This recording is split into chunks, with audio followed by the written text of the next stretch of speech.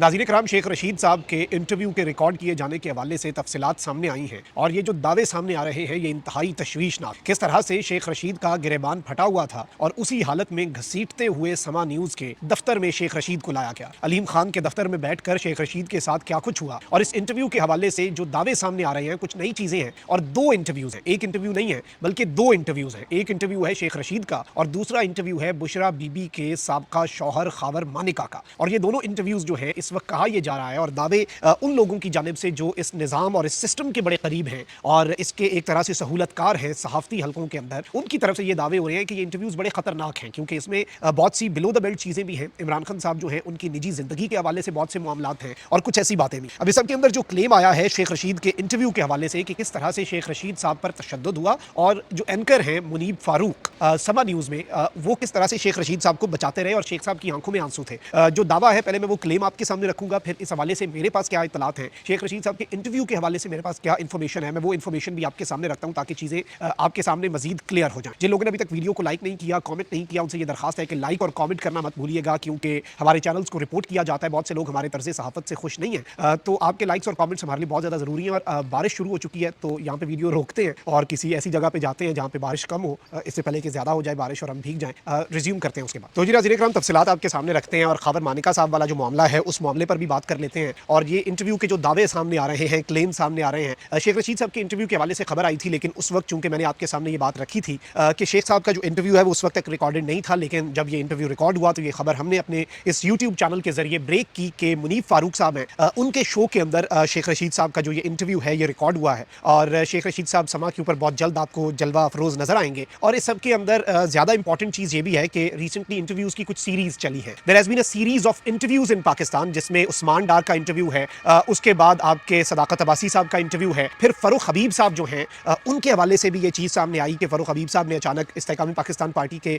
दफ्तर के अंदर एंट्री दी और वहाँ पे उन्होंने प्रेस कॉन्फ्रेंस कर दी। और इस सबके अंदर बहुत से सवालात भी हैं निज़ाम पर क्योंकि कुछ हफ्ते महीने कबल एक खबर आई थी कि इश्तिहारी लोग जो है उनकी मीडिया के ऊपर अपीयरेंस और उनके बयान चलाने पर पाबंदी है और उन इश्तिहारी लोगों के अंदर फरूख हबीब साहब भी थे, लेकिन अचानक वो पाबंदी डी फैक्टो है। इस मुल्क के अंदर कोई इश्तिहारी नहीं है, कोई कसूरवार नहीं है, कोई बड़ा छोटा जुर्म नहीं है, सिर्फ और सिर्फ एक जुर्म है कि आप इमरान खान के साथ खड़े हैं और आपके जुर्म की माफ़ी सिर्फ और सिर्फ इस तरह से हो सकती है कि आप एक प्रेस कॉन्फ्रेंस कर दें, आप एक इंटरव्यू दे दें, आप इमरान खान से अलहदगी इख्तियार कर लें और कुछ ना कुछ ऐसा बयान ज़रूर दें जो इमरान खान की इमेज और इमरान खान के खिलाफ कल को इस्तेमाल हो सके। तो ये भी एक चीज़ है जो कि बड़ी अहम है। अब यहाँ पर नाज़रीन कराम, जो शेख रशीद साहब हैं उन्हें गायब किया गया, उनका इंटरव्यू रिकॉर्ड हो गया, ये तफसीलात तो सामने आई है। अब यहाँ पर एक साफ़ी है असद तूर, यूट्यूबर है असद तूर, और उसने बेसिकली कुछ दावे किए हैं शेख रशीद साहब के इस इंटरव्यू के हवाले से। मैंने इन दावों की अपने तई कुछ तस्दीक करने की भी कोशिश की है और कुछ सोर्सेज हैं उनसे भी कुछ इन्फॉर्मेशन ली है और ये बड़ी तकलीफ दे तफसीलात हैं जो इसने रिपोर्ट की है। पहले मैं ये जो चीज़ें इसने रिपोर्ट की हैं वो आपके सामने रख देता हूँ और जो दावा सामने आया है। एक जानिब तो शेख रशीद साहब को जो ये दावा कर रहे हैं और क्लेम कर रहे हैं और मैं कोट कर रहा हूँ और मैं तो सिर्फ और सिर्फ इनकी बात आगे आपके सामने रख रहा हूँ कि इन्होंने क्या क्लेम किया है। ये कह रहे हैं असद तूर साहब, एंड आई कोट, कि शेख रशीद साहब को समा न्यूज़ के दफ्तर लाया गया, एजेंसीज के लोग जो हैं, एजेंसियों के लोग वो सादा कपड़ों के अंदर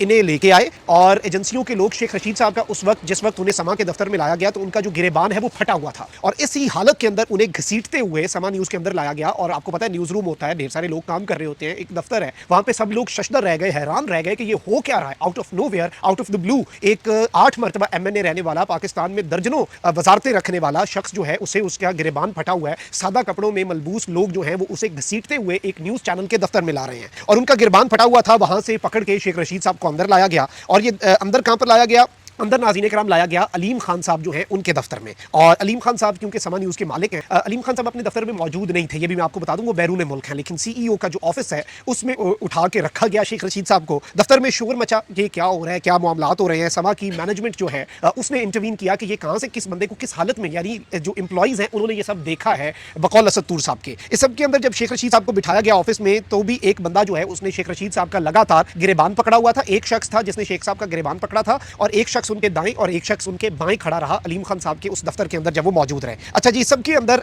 इसी दौरान मुनीब फारूक जो कि एंकर हैं जिन्होंने शेख रशीद साहब का एक इंटरव्यू करना था, मुनीब फारूक साहब को भी चेयरमैन जो है उनके दफ्तर में लाया गया और मुनीब फारूक भी हैरत ज़दा थे कि बकौल असद तूर साहब, और क्योंकि ये मुनीब फारूक साहब के करीब भी हैं और इन्होंने ये बात कही है कि मुनीब फारूक साहब के साथ इनका बड़ा अच्छा ताल्लुक है, तो जाहिर बात है इन्होंने ये चीज़ें मुनीब फारूक साहब से भी कंफर्म की होंगी कि मुनीब फारूक साहब भी हैरत में थे कि ये किस हालत के अंदर बंदा इन्होंने यहाँ पर पेश किया और किस हालत में बंदा लाए हैं। अच्छा, शेख साहब के वाले से ये कह रहे हैं, दावा कर रहे हैं कि शेख रशीद साहब की आंखों में आंसू थे। शेख रशीद साहब, जारी बात है, बंदा बुजुर्ग आदमी है, उनकी उम्र बहुत ज्यादा है। अच्छा, फिर कहते हैं कि शेख साहब को के आगे एक पेपर रखा गया, यानी एक कागज जो है वो शेख रशीद साहब के सामने रख दिया गया और उसके ऊपर शेख रशीद साहब को कहा गया कि यही आपने बोलना है। और इसके साथ ही साथ एक कागज जो है वो मुनीफ फारूक साहब के सामने रखा गया कि मुनीफ फारूक साहब, ये सवाल है, आपने सिर्फ यही सवाल पूछने हैं, इन सवालों के दायरा कार से आप बाहर नहीं जा सकते। तो मुनीफ फारूक साहब के सामने भी एक कागज रख दिया गया और शेख रशीद साहब जो है उनके सामने भी एक कागज रख दिया गया। अच्छा, इस सब के अंदर इन्होंने ये दावा किया है कि उस स्क्रिप्ट में शेख साहब ने कहा कि ये कुछ बातें जो है ये बिलो द बेल्ट है इमरान खान साहब के हवाले से, और खुदा का वास्ता मेरे साथ ये ना करें। देखें, बाकी बातें मैं कर दूंगा, लेकिन ये बातें बड़ी अजीब सी हैं इमरान खान साहब के हवाले से, ये बहुत बिलो द बेल्ट बातें हैं जो आप मुझसे करवाना चाह रहे हैं, तो ये बातें मैं नहीं करूंगा। तो अब जो ये यहाँ पे दावा कर रहे हैं असदुर साहब, वो कह रहे हैं कि शेख रशीद साहब को थप्पड़ रसीद किया गया इस बात के ऊपर उनके चेहरे पर, और अचानक सन्नाटा छा गया।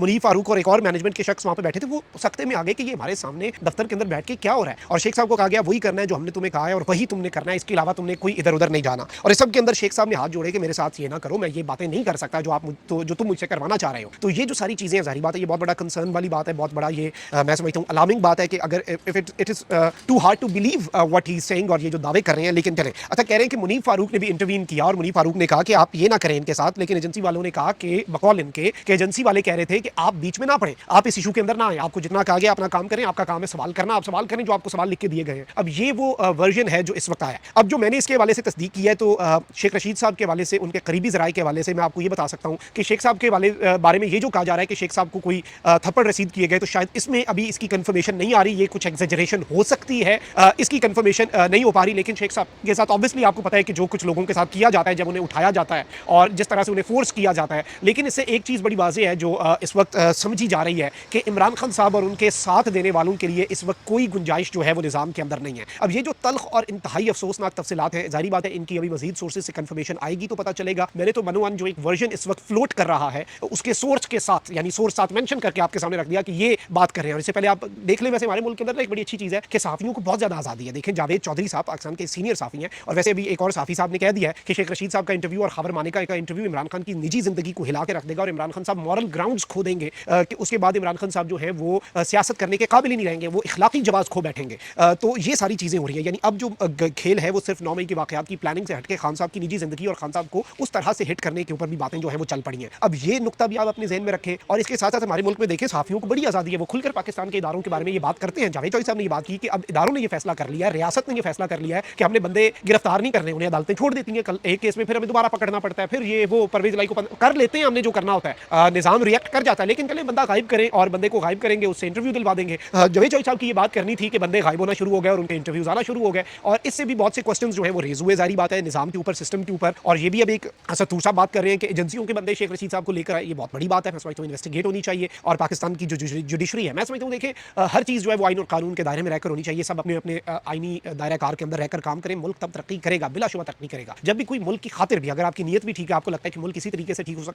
हो सकता है, लेकिन आप अपने दायरे कार से बाहर निकल के कहेंगे मैंने ये ठीक करना है, तब मुल्क ठीक नहीं होता, तब आप की हर चीज़ जो है वो बैकफायर कर जाती है। मेरी ज़ाती राय है, नाक़िस राय ये है कि हर जो इदारा है वो अपने मैंडेट में काम करे और अपने मैंडेट के हिसाब से चीज़ें लेकर चले। उसके बाद इस तरह से अगर होगा तो कोई मसला नहीं होगा, इस तरह से अगर चीज़ें होंगी तो कोई इशू नहीं आएगा। लेकिन ऑब्वियसली ये जो शेख साहब के हवाले से दावे आपके सामने आ रहे हैं, और इस इंटरव्यू के हवाले से जो मैंने कंफर्म किया वो ये है कि शेख साहब ने